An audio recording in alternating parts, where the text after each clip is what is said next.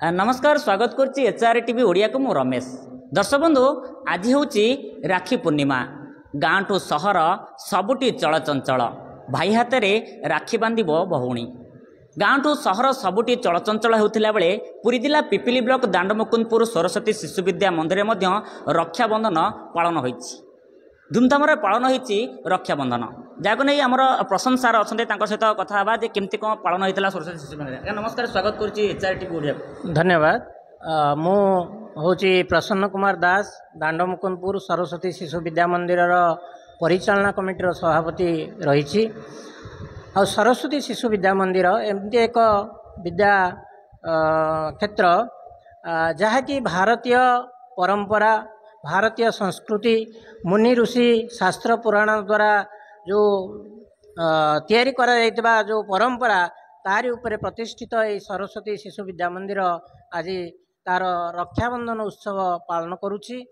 तो रक्षाबंधन उत्सवर जो महत्व रही जो विधि विधान रही सेटा खूब धूमधाम रे आज यही दांडमुकुंदपुर सरस्वती शिशु विद्या मंदिर रे समस्त शिशु भाई भौणी समस्त आचार्य आचार्य अभिभावकगण परिचालना मंडलीर सदस्यवृंद तथा विद्वत परिषद सदस्यवृंद गहन रे रक्षाबंधन उत्सव पालन करा जायछि एवं एठी पिलामानंक भितरे मार्गदर्शन मध्य दिया जायछि। आमर अतिथि रूपे जोग देइथिले माननीय श्रीयुक्त अनादि श्रीचंदन आज रक्षाबंधन महत्व विषय अनेक उपादेय कथा शिशु मानक आगे रखिले एवं तापर परे शिशु भाई भौणी मानक द्वारा रक्षाबंधन उत्सव पालन करागला। या व्यतीत निकटस्थ गाँ मानक जाइकरी पिला मानक सहित आचार्य आचार्य माने ये जो सामाजिक समरसता भावर निदर्शन ये रक्षाबंधन उत्सव को आज सुरुखुरु रे पालन करछंती। एक सरस्वती शिशु विद्या मंदिर केवल शिक्षा क्षेत्र में नुहे समस्त प्रकार परंपरा एवं पर्वपर्वाणी की नहीं शिशु मंदिर ये सब प्रकार कार्यक्रम आयोजन करा जाय थाए। तेणु मु समस्त की आज रही पवित्र महान उत्सव रे समस्त को धन्यवाद दूची। आम सरस्वती शिशु विद्या मंदिर केवल शिक्षा क्षेत्र नुहे समस्त क्षेत्र में आगुआ अच्छी एवं सबू क्षेत्र में पिला ठीक करी गढ़ा शिशु मंदिर निजर कर्तव्य पालन करी आसुची।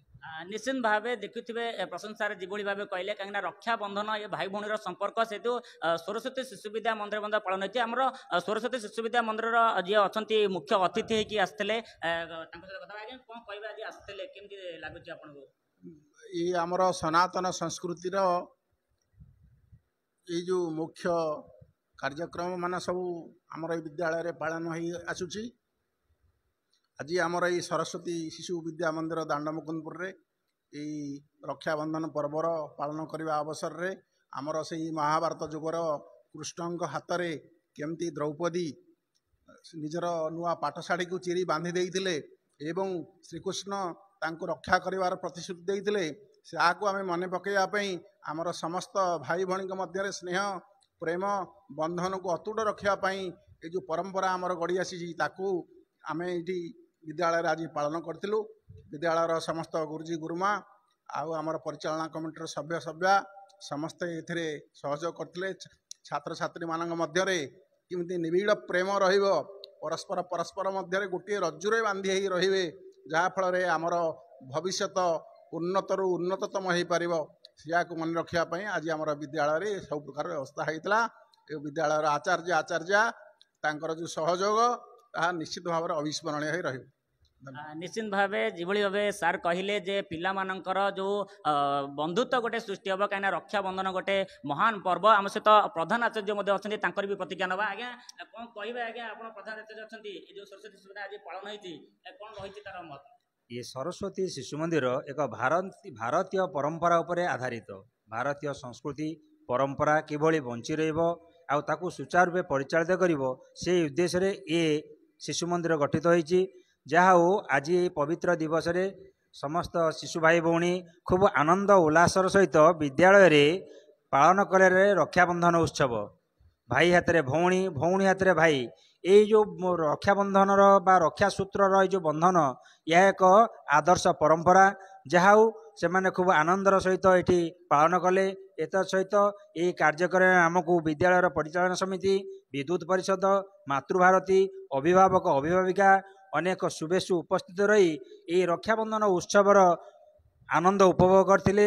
ଆଉ ଏତଦ ବ୍ୟତୀତ ଆମ ସାହି ବସ୍ତି ଅଞ୍ଚଳରେ ଆମ ବିଦ୍ୟାଳୟର ଗୁରୁଜୀ ଗୁରୁମା ଆଉ କିଛି ଶିଶୁ ଭାଇ ଭଉଣୀ ଏମାନେ ମଧ୍ୟ ଏ ଭାଇଚାରାର ପର୍ବ ରକ୍ଷାବନ୍ଧନ ଉତ୍ସବ ପାଳନ କରିବା ପାଇଁ ସମସ୍ତେ ଆଗ୍ରହର ସହିତ ଯାଇଛନ୍ତି। ଆଉ ସେମାନେ ମଧ୍ୟ ଖୁବ୍ ଆନନ୍ଦର ସହିତ ଉଲ୍ଲାସର ସହିତ ଏହି ପର୍ବକୁ ପାଳନ କରି ପୁଣି ନିଜ ନିଜର କାର୍ଯ୍ୟରେ ନିୟୋଜିତ ହେବେ। ଯାହା ହେଉ ସେଥିପାଇଁ ବିଦ୍ୟାଳୟ ତରଫରୁ ଆମେ ମଧ୍ୟ ସମସ୍ତଙ୍କୁ ଅଭିନନ୍ଦନ ସ୍ୱାଗତ କରିଛୁ। ଆଉ ଏହି ପର୍ବ ଏମିତି ବଞ୍ଚି ରହୁ, ଭାରତୀୟ ସଂସ୍କୃତି ପରମ୍ପରା ଚାରିଆଡ଼େ ପ୍ରଚାର ପ୍ରସାରିତ ହେଉ, ଏହା ହିଁ ଏ ଅନୁଷ୍ଠାନର ମୁଖ୍ୟ ଉଦ୍ଦେଶ୍ୟ ଓ ଲକ୍ଷ୍ୟ।